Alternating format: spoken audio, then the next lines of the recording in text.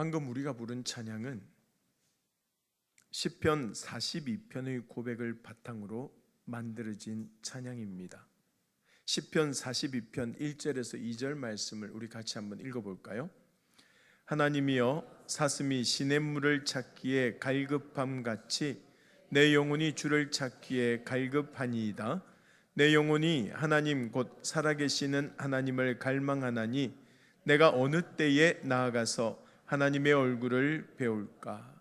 그리고 이어지는 3절에 보면 시편 기자가 그렇게 절박한 마음으로 노래했던 이유가 잘 나타나 있습니다. 3절 말씀 다시 한번 더 같이 읽습니다. 사람들이 종일 내게 하는 말이 내 하나님이 어디 있느뇨 하오니 내 눈물이 주야로 내 음식이 되었도다. 여러분, 오늘날의 그리스도인들도 이런 상황을 주야로 마주하며 살아갑니다. 하나님을 알지도 못하면서 함부로 하나님의 이름을 조롱하는 사람들이 너무 많다는 것이에요. 이럴 때 우리 역시 하나님께 간절히 기도해야 할 줄로 믿습니다. 우리 영혼이 살아계신 하나님을 갈망하며 하나님을 만나기를 소망해야 한다는 것입니다. 그리하면 하나님께서 우리의 눈물을 닦아주시고 억울한 마음을 위로해 주실 줄로 믿습니다. 오늘 우리가 읽은 본문 말씀에도 하나님을 향한 간절한 마음이 잘 드러나고 있습니다. 오늘 본문 1절 말씀 같이 한번 읽어볼까요? 오라 우리가 여호와께로 돌아가자. 여호와께서 우리를 찢으셨으나 도로 낫게 하실 것이요 우리를 치셨으나 싸매어 주실 것임이라. 다시 한번 읽습니다. 오라 우리가 여호와께로 돌아가자. 여호와께서 우리를 찢으셨으나 도로 낫게 하실 것이요 우리를 치셨으나 싸매어 주실 것임이라. 아멘. 예전에는 수련회에 가서 식사 시간이 되면 밥을 먹기 위해서 반드시 통과해야 되는 순서가 있었는데 뭔지 아십니까? 성경 암송입니다. 적게는 한 절에서 두세 절 정도를 외워서 통과해야만 밥을 먹을 수 있었는데 지금 생각해 보면 왜 밥 먹는 것 가지고 그랬는지 모르겠습니다. 어쨌든 식사 시간만 되면 밥을 빨리 먹으려고 진짜 열심히 암송을 했었는데 이 수련회 때마다 단골로 나왔던 성경 구절이 방금 우리가 읽었던 이 말씀입니다. 그런데 요즘 이 구절을 묵상하다 보면 참으로 안타까운 마음이 듭니다. 한국 교회가 그렇게 오랫동안 이 말씀을 열심히 외우고 사모했는데 수십 년이 지난 오늘날까지 부응하지 못하고 오히려 냉랭해져 가고 있기 때문입니다. 사실 그 이유도 오늘 본문 말씀 안에서 찾을 수 있는데 말씀을 더 이해하기 쉽도록 현대인의 성경으로 바꾸어서 한번 읽어보기를 원합니다.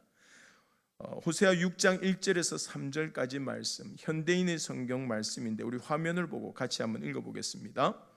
그들이 이렇게 말할 것이다. 오라 우리가 여호와께 돌아가자. 여호와께서 우리를 찢으셨으나 우리를 다시 낫게 하실 것이며 우리에게 상처를 입히셨으나 우리를 싸매 주실 것이다. 여호와께서 이틀 후에 우리를 살리시며 3일째에 우리를 일으키실 것이므로 우리가 그 앞에서 살게 될 것이다. 그러므로 여호와를 알자. 힘써 여호와를 알자. 그의 나타나심은 동이 트는 것처럼 확실하다. 비가 같이 땅을 적시는 봄비같이 그가 우리에게 나오실 것이다. 여기까지만 보면 얼마나 아름다운 신앙 고백인지 모릅니다. 그런데 바로 이어지는 4절을 한번 보십시오. 4절도 현대인의 성경입니다. 같이 한번 읽어보겠습니다. 그러나 여호와께서 말씀하신다. 이스라엘아 내가 너를 어떻게 할까? 유다야 내가 너를 어떻게 할까? 너희 사랑이 아침 안개와 같고 일찍 사라지는 이슬과 같구나. 너희의 사랑이 아침 무엇과 같고요? 안개와 같고 일찍 사라지는 무엇과 같다고요? 이슬과 같다는 것입니다. 하나님께서는 이스라엘 백성들의 신앙 고백을 아주 냉담하게 받아들이고 계십니다. 다시 말해서 부흥을 꿈꾸는 우리에게 하나님께서는 말씀하십니다. 나는 너희들이 말하는 부흥을 크게 기대하지 않아. 지금은 부흥을 외쳐도 조금만 지나면 그 열정도 다 가라앉아 버릴 것이 아니냐 하고 말씀하고 계신 거예요.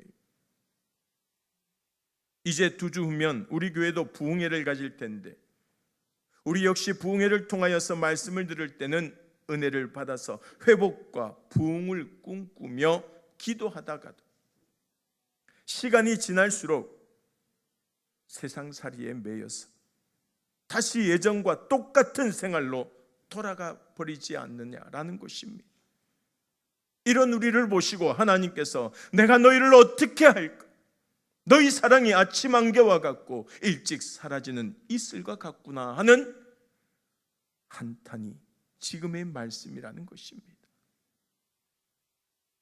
이처럼 오랫동안 많은 성도들이 여호와께로 돌아가자, 하나님을 알자고 외쳤음에도 불구하고 오히려 날이 갈수록 성도들의 열정이 식어버리고 교회가 세상의 지탄을 받는 모습을 보시고 하나님께서는 우리에게 다시금 말씀해 주십니다. 뭐라고요?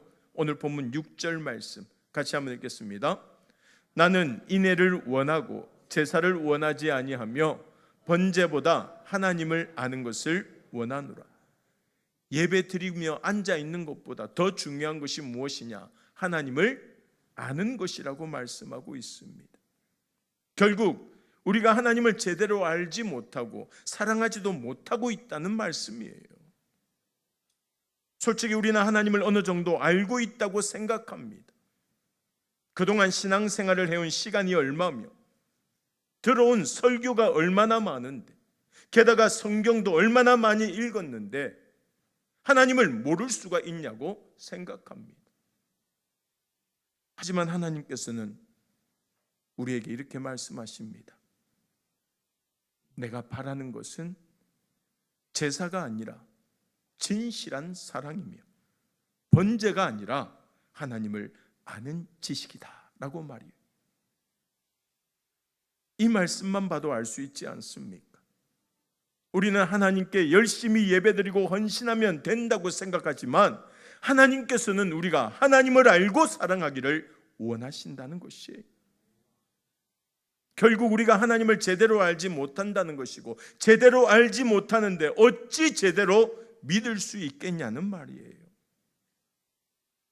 사랑하는 여러분, 우리가 정말로 회복되고 부흥하기를 원한다면 먼저 하나님을 바로 알아야 한다는 사실을 반드시 기억하시기 바랍니다. 하나님을 알고자 하는 갈급한 마음이 있어야 한다는 것입니다.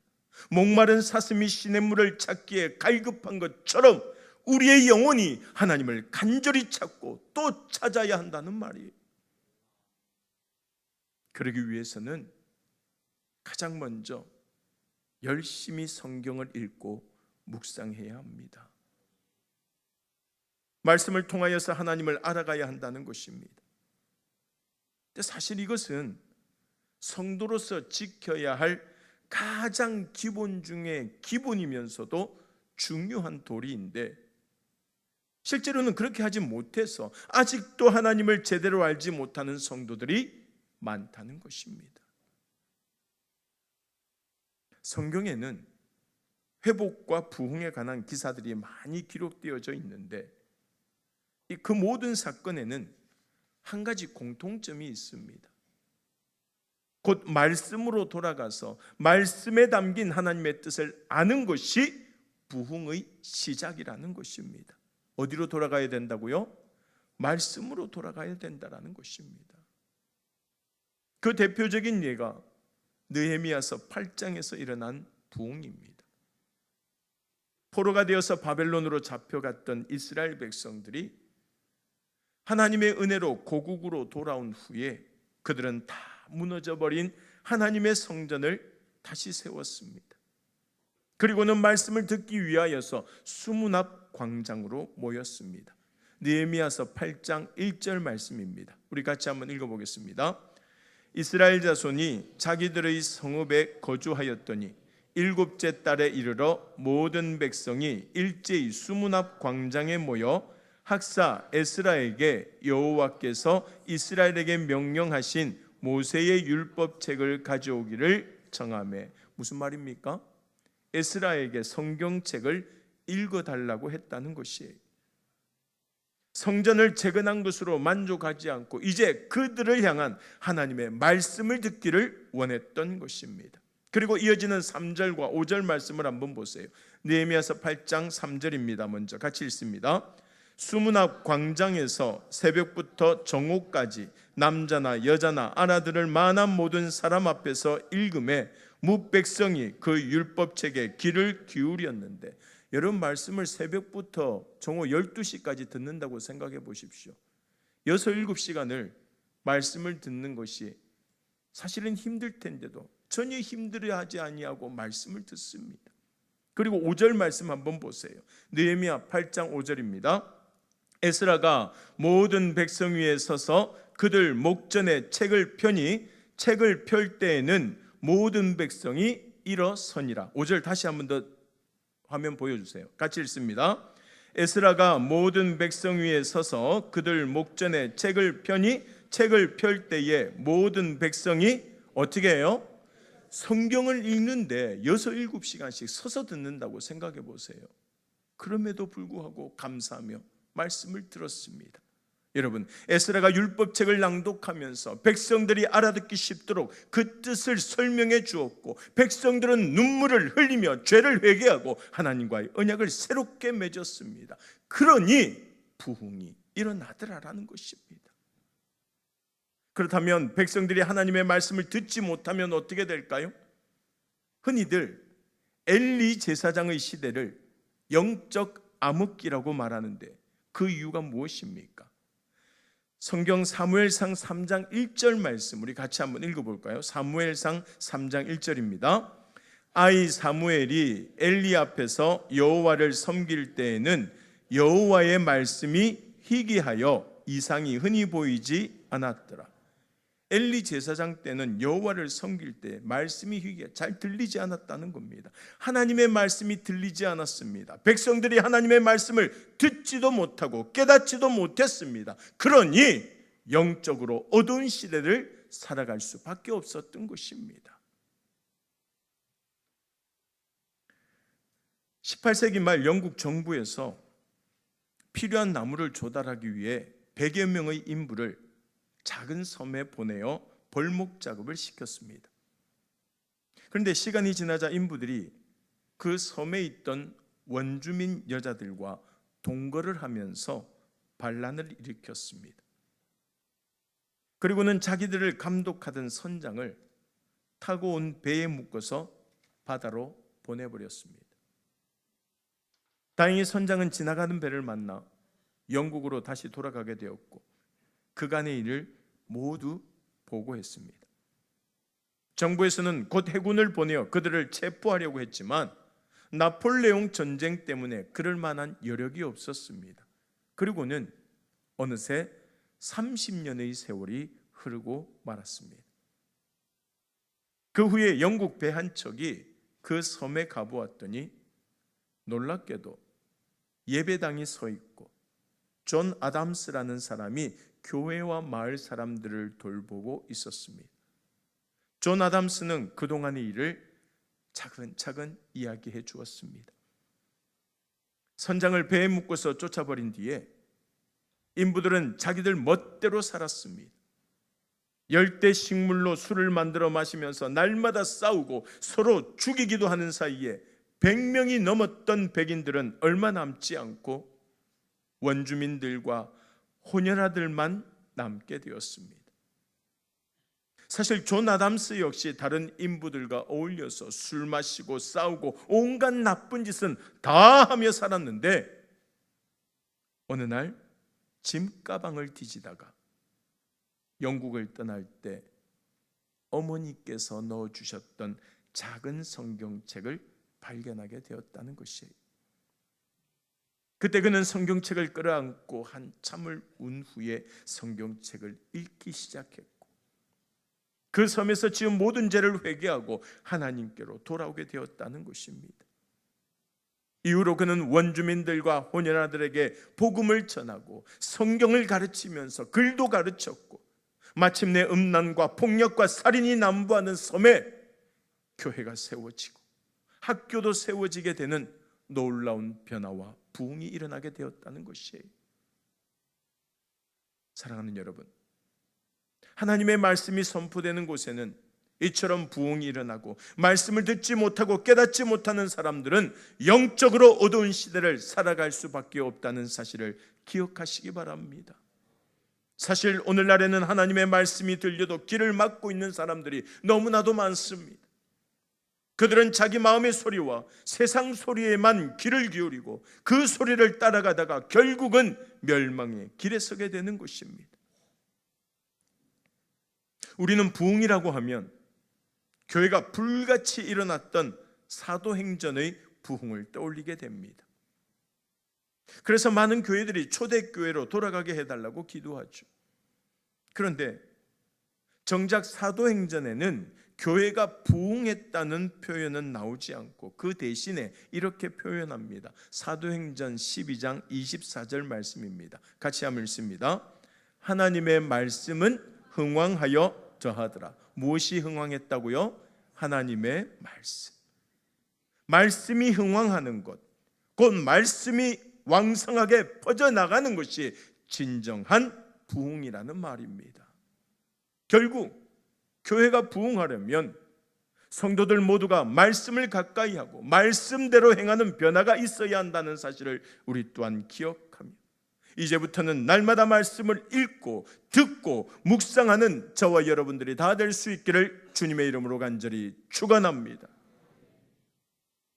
두 번째로, 하나님을 알기 위해서는 하나님을 만나야 하는데, 하나님을 만나기 위해서는 하나님을 향한 갈망이 있어야 합니다. 무엇이 있어야 한다고요?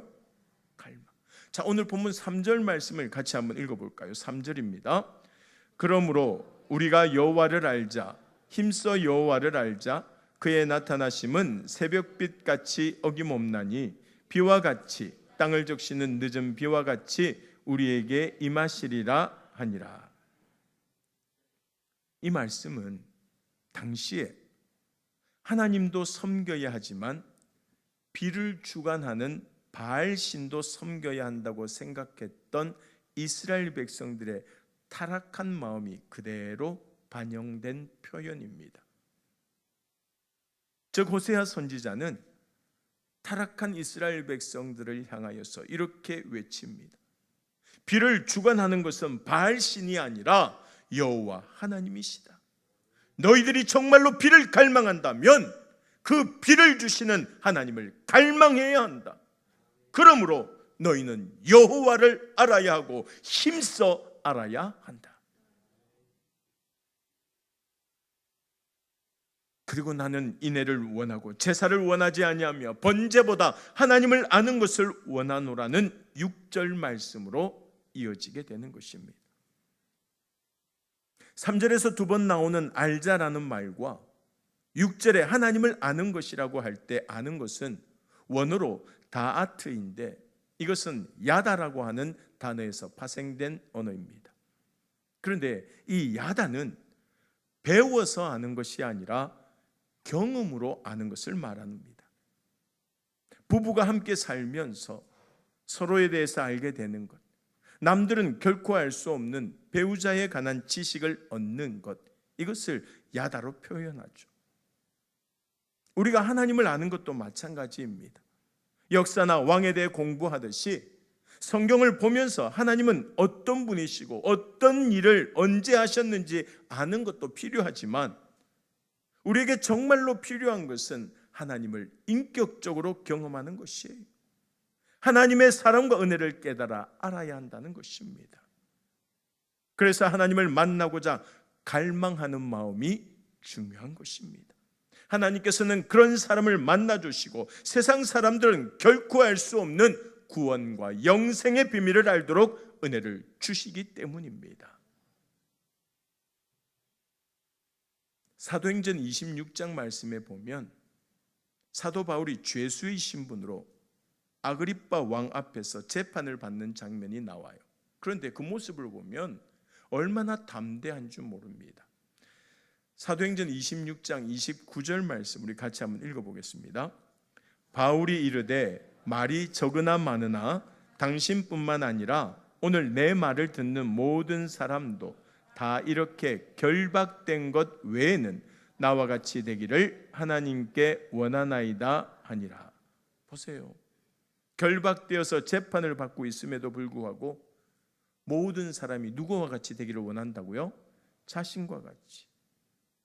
나 자신과 같이 되기를 원한다고 말할 수 있는 이 담대함과 용기는 과연 어디서 나온 것일까요? 바로 바울이 하나님을 만나고 세상 사람들이 알지 못하는 구원과 영생의 비밀을 알았기 때문이라는 사실을 잊지 마시기 바랍니다. 다니엘은 어떻습니까? 다니엘서 6장 말씀에 보면 다니엘을 시기하던 정적들이 다니엘이 하나님께 기도하는 것을 빌미로 그를 사자굴에 던져넣을 계략을 세우죠. 그러자 다니엘이 어떻게 반응하죠? 다니엘서 6장 10절 말씀입니다. 우리 같이 한번 읽겠습니다. 다니엘이 이 조서에 왕의 도장이 찍힌 것을 알고도 자기 집에 들어가서는 윗방에 올라가 예루살렘으로 향한 창문을 열고 전에 하던 대로 하루 3번씩 무릎을 꿇고 기도하며 그의 하나님께 감사하였더라. 하루에 몇 번씩? 3번씩. 뭐 했다고요? 기도했다. 사자굴에 던져질지도 모른다는 위기 앞에서는 몰래 기도하는 것조차 큰 용기가 필요한데 다니엘은 눈도 깜짝하지 않고 늘 하던 대로 창문을 열어놓고 하루에 3번씩 기도했다는 것입니다. 도대체 이런 배짱이 어디서 나온 것일까요? 바로 어릴 때부터 지금까지 포로 생활 중에서도 자신을 지켜주시고 함께 하신 하나님을 날마다 체험했기 때문입니다. 하나님께서 자신을 사랑하시고 은혜를 베풀어 주셨다는 사실을 알고 있었기 때문입니다. 그래서 죽음 앞에서도 하나님을 만나는 일을 두려워하지 않았고 그런 다니엘을 하나님께서는 끝까지 지켜주셨던 것입니다. 시편 9편 10절 말씀에 보면 이런 말씀이 있어요. 같이 한번 읽어볼까요? 여호와여 주의 이름을 아는 자는 주를 의지하오리니 이는 주를 찾는 자들을 버리지 아니하심이니이다. 할렐루야. 주님을 찾고 주님을 의지하는 자는 주님께서 절대 버리지 아니하십니다. 그러므로 우리도 하나님을 알아갈 수 있기를 바랍니다. 하나님을 힘써 알아갈 수 있기를 바랍니다. 날마다 하나님의 말씀을 듣고 읽고 묵상하면서 하나님 만나기를 갈망할 수 있기를 간절히 소망합니다. 그리하면 하나님께서 우리를 만나주시고 구원과 영생의 비밀을 알게 해 주실 것입니다. 또한 그 놀라운 비밀을 통하여서 우리의 삶이 변화되고 교회가 부흥되게 하시고 아직 하나님을 알지 못하는 사람들에게 복음을 전하여 함께 구원의 기쁨과 영생의 복을 누리며 살아가게 되는 줄로 믿습니다. 오늘 주신 말씀 꼭 기억하면서 주의 말씀 가운데 다시 한 번 더 쇠묻고 주의 말씀 따라 살아가며 하나님을 알아가고 하나님을 갈망하며 하나님의 말씀대로 살아갈 때 놀라운 주의 능력과 날마다의 그 삶이 승리하는 삶을 살아가는 우리 간만의 모든 가족들이 다 될 수 있기를 주님의 이름으로 간절히 소망합니다.